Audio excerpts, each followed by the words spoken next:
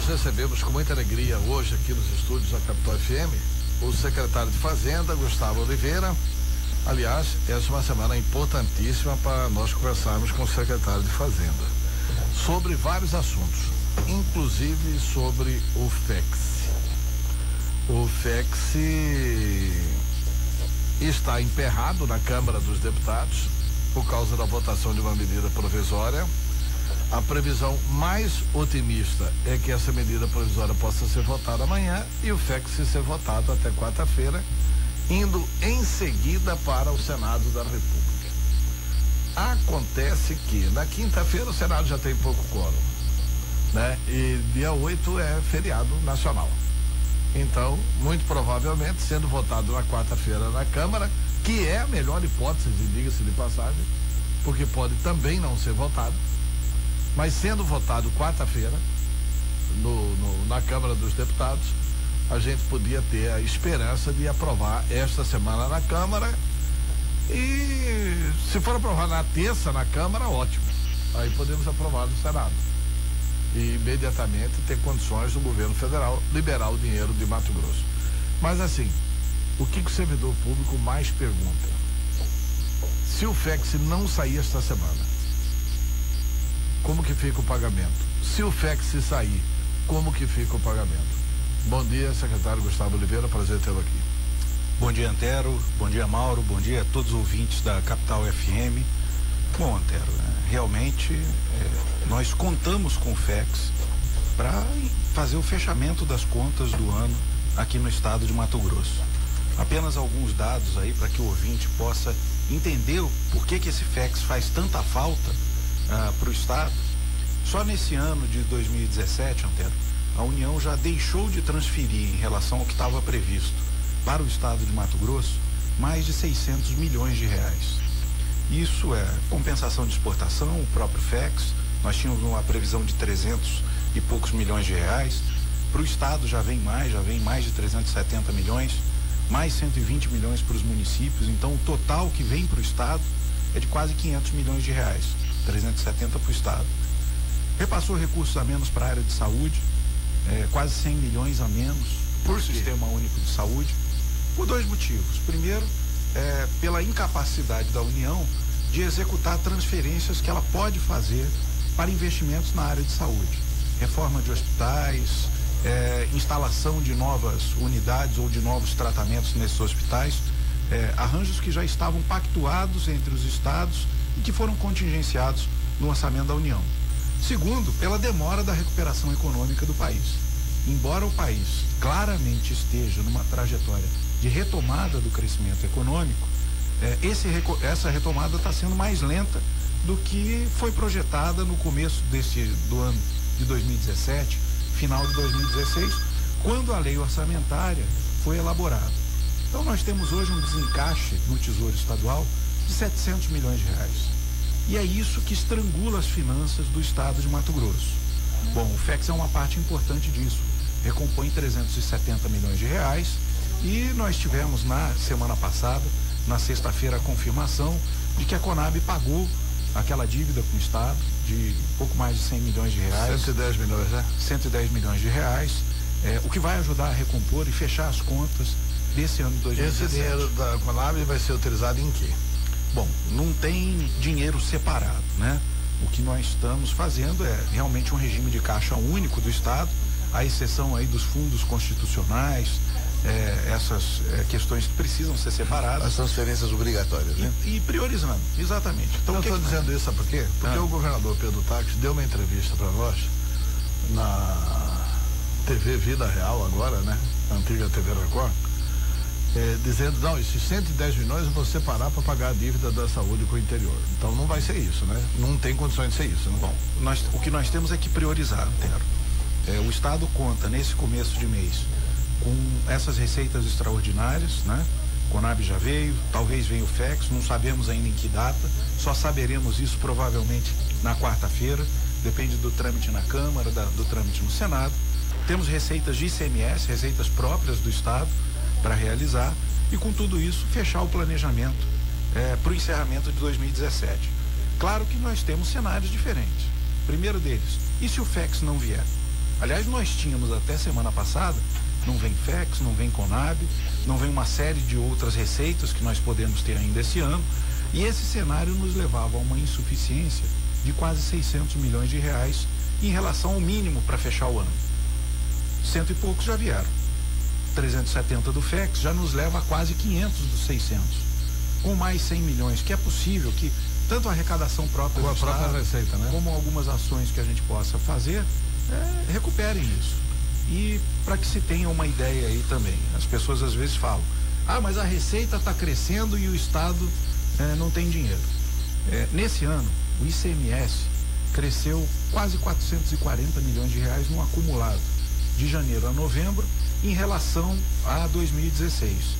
Mas se cresce 440 de um lado, a despesa aumenta do outro, e faltam 700 da União, não tem como fechar a conta. Então, é isso que nós precisamos, refazer esse arranjo para poder fechar as contas de 2017. Secretário, o senhor fala que o Estado, para fechar o ano, precisa recompor o caixa em pelo menos 700 milhões. É isso que o senhor está falando, mais ou menos. Exatamente. Contando com o FEX, contando com o dinheiro da saúde, contando com o dinheiro da Conab, e ainda vai faltar um bocadinho aí para fechar os 700 milhões. Vamos baixar para 600, porque 100 já vieram. Né? 100 já vieram, 600 ainda falta. Né? Ok, vamos ver que tudo dê certo. Paga o 13º, quita o 13º, o salário de dezembro, daqueles que não receberam o 13º ainda, né? Dá uma ajeitada na saúde, dá uma ajeitada no duodécimo, mas não vai quitar as dívidas do Estado, esses 600, 700 milhões, né? Não. Porque o duodécimo tem mais de 400 para pagar, janeiro está aqui, já começa tudo de novo, já tem outra folha para juntar. Qual que é a expectativa que o cidadão pode ter em relação a janeiro? Vamos dizer que dá tudo certo, vai dar tudo certo, 700 milhões serão recompostos, como o governador está trabalhando. Como é que começamos janeiro, que não tem FEX, né? Exato. Então, o que acontece ano que vem, Mauro? Primeiro, com a aprovação da PEC de teto dos gastos, o próprio executivo, dentro do orçamento do executivo, vai fazer uma grande reprogramação. Basicamente, as secretarias estarão autorizadas a gastar o que gastaram em 2016.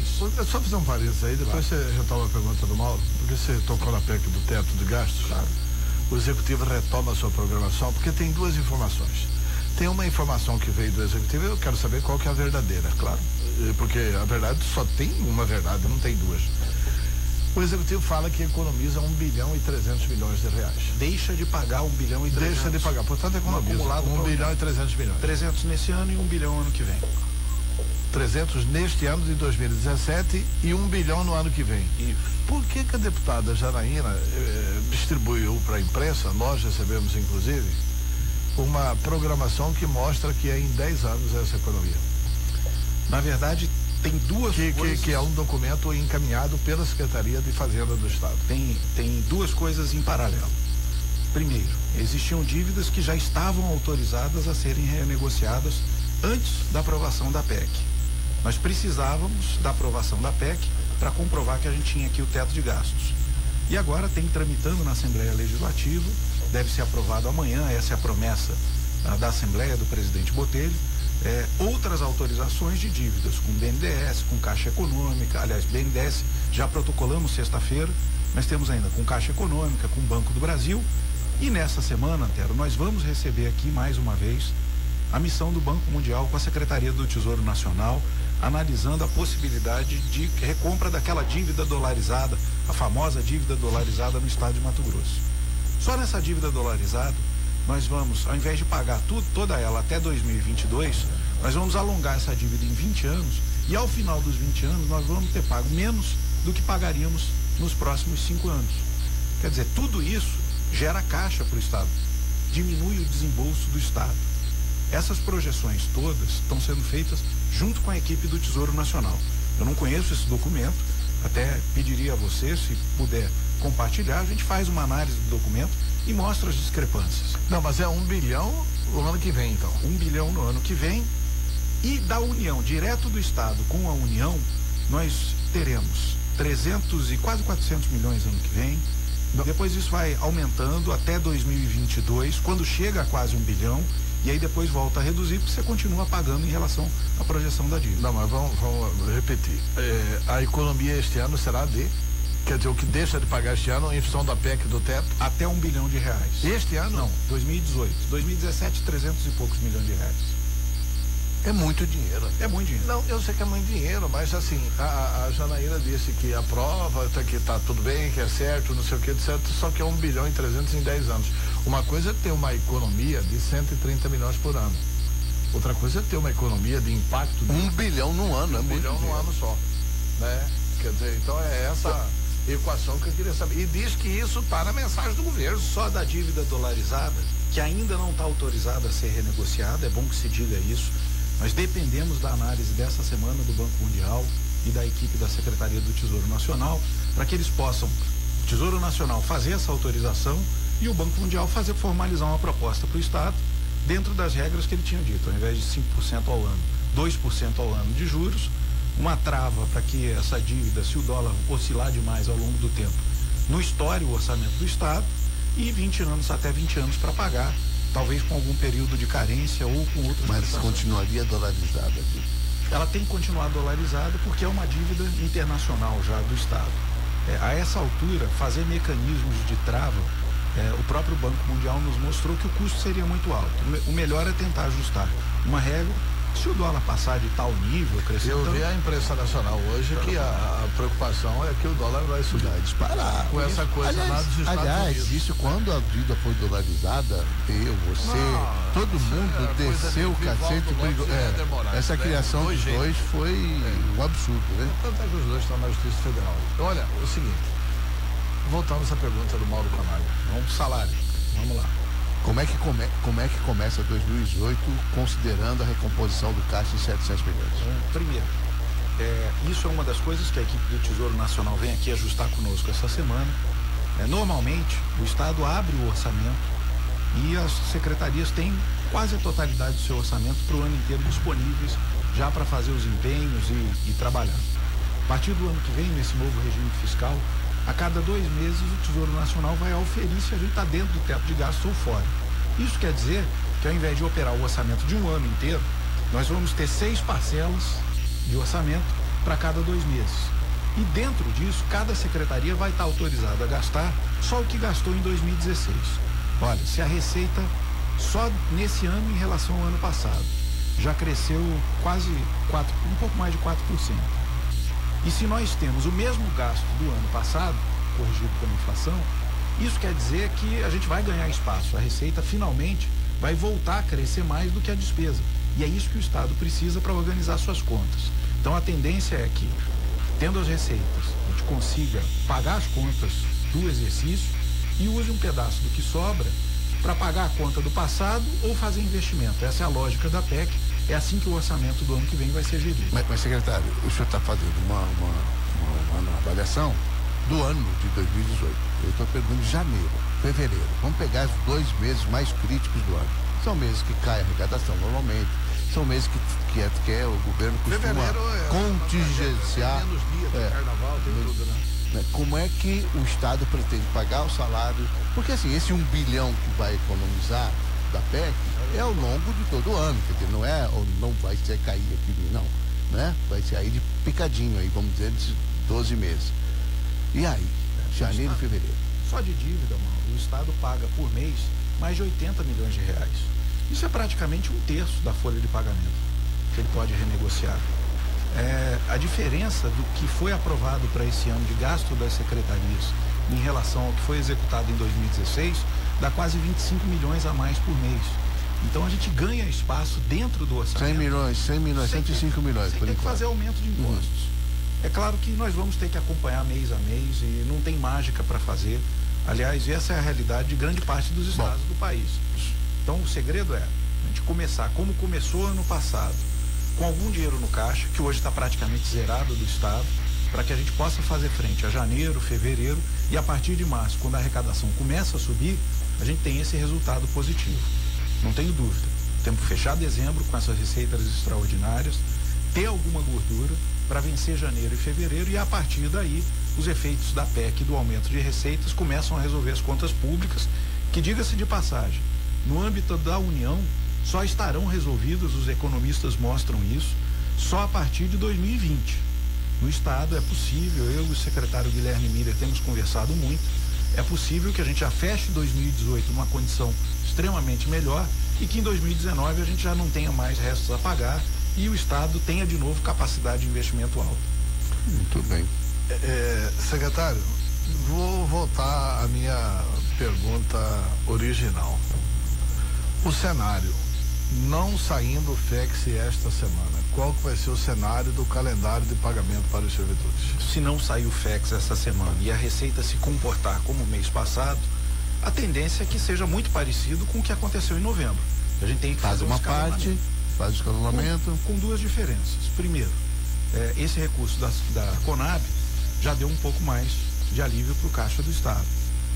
Segunda diferença que nós temos, se vocês lembrarem, no mês passado, nós tivemos que fazer um desembolso emergencial no começo do mês de 50 milhões de reais para a Secretaria de Saúde por conta de uma série de fornecedores que precisavam ser pagos. Isso não está programado para os primeiros 10 dias desse mês. O que está programado para a Secretaria de Saúde é a chegada daqueles 100 milhões das emendas 120, parlamentares, né? 100 milhões, me parece, para a saúde, 100 milhões, né? Que vão direto para a Secretaria de Saúde para tirar essa pressão dos fornecedores. Então, nós temos 100 a mais, 50 a menos do lado da despesa, isso melhora a recomposição de caixa. Mas ainda assim é muito difícil conseguir pagar a folha dia 8, porque nós dependemos da receita acumulada até dia 10. Nós só teremos esse cenário com clareza na quarta ou quinta-feira e aí comunicaremos claramente à sociedade o que fazer. Infelizmente, os servidores às vezes nos pressionam, querem uma previsão. Se nós dermos uma previsão hoje, ela tem que ser conservadora e pessimista. Isso gera um descontentamento que às vezes nem é o que se atinge. Não é a realidade, né? Então é preciso ter responsabilidade na hora de comunicar essas coisas. Porque os servidores estão cobrando aqui. Maxi Magno de Campos, haverá escalonamento salarial novamente ou nada está definido? Qual a data provável de pagamento? Maxi Campos do Indeia. Até que nós possamos ter certeza. Quinta-feira, né? Nós teremos certeza disso de quarta para quinta-feira, com as definições aí de FEX, como é que comportou a Receita Estadual e tudo. E a programação do Tesouro é encerrar a folha antes do dia 20, com receitas próprias. Tudo isso depende de como é que vai estar a receita e como é que vai estar a despesa desse mês de dezembro. Mas aí isso deu uma informação importante, Antero. A expectativa do governo é que está tudo até o dia 20, independente de FEX, de qualquer outra coisa. Essa com receita até o dia 20, então o Natal está garantido. Essa é a projeção. Não tem. Isso já é uma informação positiva, apesar de o que o ideal é que pagasse, né? Vamos trabalhando. Se o FEX vier. Parabéns. Não, tá ficando muito otimista. Não, vai receber em novembro, em dia 20 de dezembro. Não, pois não, mas eu acho que isso não vai acontecer, mas de qualquer maneira, que tem uma garantia, né? De que próprio dá para chegar lá até o dia 20. Isso está falando em termos de escalonamento. Uma parte vai receber antes, outra parte recebe um pouco depois. O Roberto Beto Amorim pergunta o seguinte: 3 anos de gestão. Por que o governo não se preocupou em fazer enxugamento, fazer cortes dos poderes e um planejamento estratégico real? O Roberto Beto Amorim, também conhecido como Bertildo do CPA. Então, primeiro, economia. Nós já mostramos, e agora na sexta-feira, a Controladoria Geral do Estado lançou um aplicativo muito importante, é o Mira Cidadão, que mostra claramente os gastos por secretaria, por tipo de despesa. Está disponível para todo cidadão. Eu daqui a pouco passo o endereço eletrônico para que cada um possa acessar e acompanhar o que cada secretaria gastava antes, como está gastando agora, onde teve o corte. O governador já anunciou esse número global, mais de R$1 bilhão de economia. Temos também a possibilidade de economizar mais de R$1 bilhão em pagamento de dívida. O plano foi feito, Antero. O grande problema é que nós vivemos a maior crise da história da República. Nesses 2, 3 anos, a economia cresceu quase nada. Aliás, são quase 4 anos onde não teve aumento de investimento no país. São 15 trimestres consecutivos de investimento em depressão no país. Então, apesar da gente ter feito o dever de casa, é claro que a crise foi muito mais forte, muito mais longa do que se esperava. Temos que fazer outros ajustes. O importante de se pensar é onde cortar, Antero. Secretarias que têm maior despesa são saúde, segurança e educação. Como cortar na saúde? Fecha hospital, corta serviço médico, não dá para fazer. Até porque já tem bastante fechado já, né? Não tem jeito, já está estrangulado. Você vai deixar de prestar serviço de educação? Não existe isso. Segurança. Apesar dos indicadores claramente mostrarem uma melhora desses índices de segurança, ainda assim a população tem uma sensação de insegurança. É importante a gente registrar isso. Os números são melhores, mas a sensação não é tão boa, porque é a crise econômica fazendo com que... melhorou, mas não tá bom. Melhorou, mas ainda não tá. Mas, olha, secretário, eu tocou num ponto importante aí, assim, me chamou a atenção. Porque a pergunta do ouvinte é interessante, porque assim, por que não cortou antes? Por que não começou lá em 2015? Já começou alguma coisa, já houve algumas medidas, mas a gente percebe, posso estar enganado, que a crise em Mato Grosso, ela se aprofundou muito este ano e do segundo semestre para cá, né? Que ela começou a se agravar. Enquanto nos outros estados, você pega Minas, Rio Grande do Sul, Alagoas, Rio de Janeiro, a crise já vem há 2, 3 anos e de uma forma gravíssima, aliás, cada vez mais grave. Parece que é um trem sem fim, né? O Rio Grande do Sul lá é 3, 4 meses de salário atrasado. Belo Horizonte sempre teve os piores governos do Brasil, nunca fez ajuste lá naquela terra. Os gaúchos só vão para anotar. Eu estou falando de Rio Grande, de Belo Horizonte, Minas, do Rio, né? Alagoas, enfim. Boa parte dos estados está com essa crise que chegou bem antes, né? Aqui chegou um pouco depois. Sendo bem sucinto, antes os estados podiam entrar em crise, que a União ia lá e ajudava. Davam dinheiro para a saúde, resolvia um problema de segurança, comprava viatura e mandava para o estado, tinha de tudo. Isso antes de Fernando Henrique, né? Depois de Fernando Henrique acabou isso, né? Mesmo nos anos dos governos federais anteriores, Antero, isso era feito através de convênios, de transferências. Por exemplo, vamos pegar um caso específico, Secretaria de Justiça e Direitos Humanos. Hoje se usa aquele monitoramento eletrônico, a famosa tornozeleira eletrônica, para os presos que não cumprem pena no presídio, são penas alternativas. A União antes pagava o custo dessas tornozeleiras. Agora não tem mais dinheiro para isso. Cada estado tem que alugar e fazer o seu serviço. Então, cada estado tem que botar na conta do preso. O preso que tem que pagar a tornozeleira. Como é nos países mais desenvolvidos. Olha aqui. A tornozeleira custa tanto, ou o senhor paga a tornozeleira ou fica preso. Então vamos olhar do lado. Tem que botar na conta do preso. Mas peraí, tem aqui a opinião do Marcos Ojeda. Parabéns ao secretário Gustavo pelo belíssimo trabalho à frente da Secretaria de Fazenda em um momento tão difícil que é esse de crise. Mas eu gostaria de perguntar ao Gustavo exatamente em que a PEC do teto de gastos vai beneficiar o estado de Mato Grosso. Quais os pontos mais relevantes que estão aprovados pela PEC do teto? E se o senhor não tem receio de que a PEC seja impugnada na justiça, porque o texto da PEC foi votado uma vez só. Bom, primeiro benefício da emenda constitucional agora, né, Antero? Estabelece regras para um regime fiscal de 5 anos, coisa que não se pensava antes. Você tinha a lei orçamentária feita ano a ano, um plano plurianual que dava indicadores, mas não falava do gasto, ele apenas apontava caminhos, e a cada ano você tem uma fatia que é uma execução de uma lei orçamentária. Agora nós temos regras para os próximos 5 anos. Isso do ponto de vista público já é fantástico. Regras duras. Vamos lembrar que aí os poderes, outros estados também da União chiaram para burro para adotar o teto, que realmente você estabelece que durante 5 anos você não vai poder crescer, vai só repor a inflação. Então eu diria, Antero, que aí tem um grande benefício, um grande gatilho. Já tem a carga tributária de mais de 40%, achar que sempre o cidadão tem mais para pagar essa conta. Não tem. Está acabando com a competitividade do país. O cidadão não aguenta mais trabalhar para pagar imposto. O poder público precisa fazer o dever de casa. E a outra coisa, Antero, assim, a eficiência pública. É importante dizer isso. Nós tivemos problemas com hospitais no mês passado, serviços médicos parando. Pessoas sem receber salário dentro de hospitais. Eram servidores públicos? Não. Eram contratados da iniciativa privada que prestam serviço num hospital público. Isso quer dizer que dentro de um hospital público existe serviço privado lá dentro, como é natural.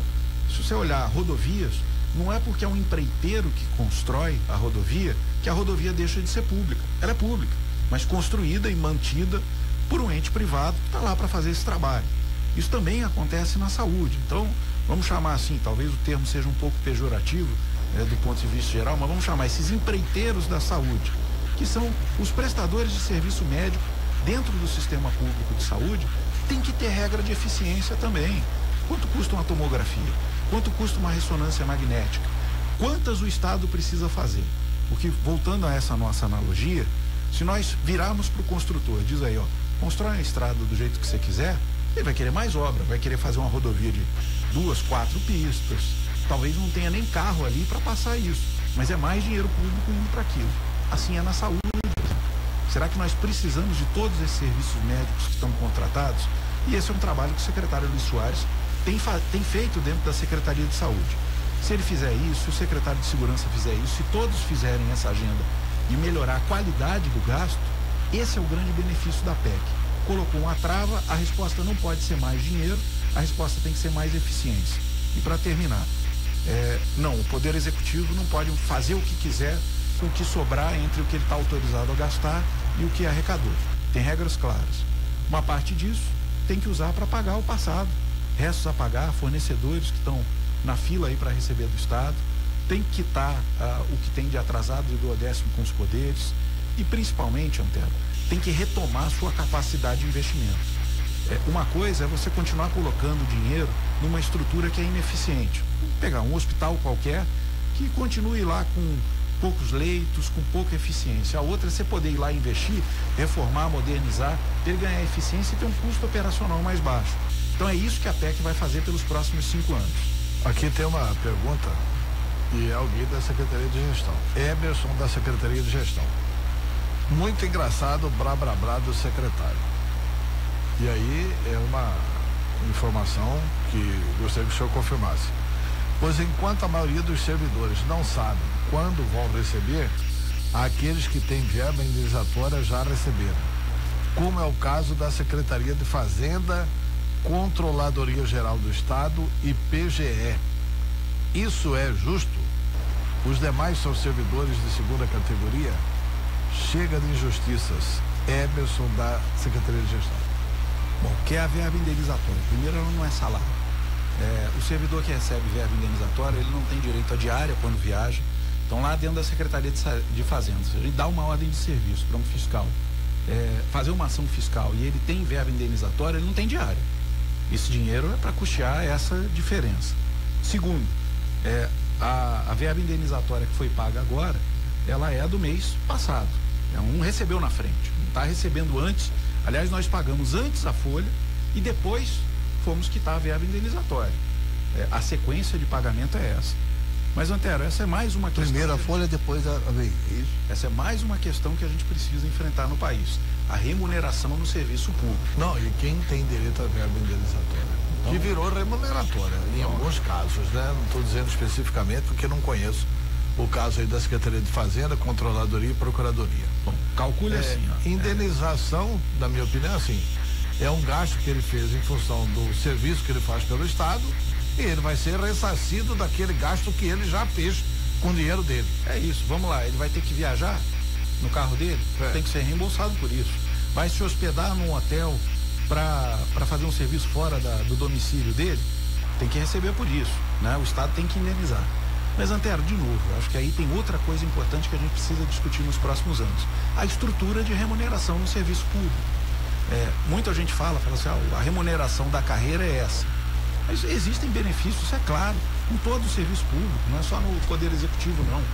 Tem que regrar, tem que disciplinar isso. Algumas prefeituras pagam, por exemplo, verba indenizatória para secretário. O governo do Estado não paga. O secretário só recebe reembolso de diária se ele for viajar para dentro do Estado, para fora do Estado, vai ter que dormir fora de casa. Ou seja, a verba indenizatória do Estado não é fixa, né? Não é fixa. Ele só reembolsa aquilo que ele gastou, né? Mas dentro dessas carreiras... Que é o que deveria ser em todo mundo. Mas dentro dessas carreiras, fiscal de tributos, agente de tributos, controlador, eles têm VI fixa, que é calculado em cima de uma média. O problema é que isso, Antero, já acaba virando remuneração. Já era. O sujeito já caça. Olha aqui, se você recebe um valor fixo por mês, a tendência é que você não queira gastar aquilo. Então hoje, isso é um problema claro. Cada vez que você gera uma despesa, abre uma ação fiscal que vai gerar desembolso, que não tem reembolso novo pelo Estado, isso é um problema dentro da estrutura. Se eu já recebo, não quero gastar. Secretário, nós vamos encerrar com uma pergunta aqui de um ouvinte. Vamos ouvi-la. Bom dia, Antero. Bom dia a todos. Se for possível, tem uma situação que está acontecendo e que o Estado, segundo o Sindicato dos Empreiteiros, teria que depositar 33 milhões no Banco do Brasil para liberar os recursos que lá estão parados e que as obras estão parando e que os empreiteiros estão tudo quebrados por causa disso.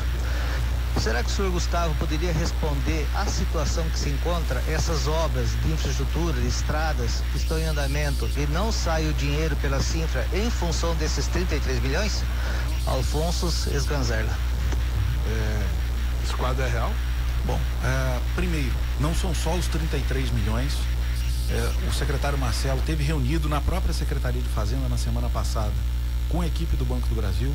Tem pendências de licença ambiental, tem um ofício do Banco do Brasil com uma lista enorme de pendências, entre elas os 33 milhões. Mas não adianta só depositar os 33, tem que resolver toda essa lista de problemas de projeto, problemas de licenças dessas obras, para que esses recursos possam ser liberados.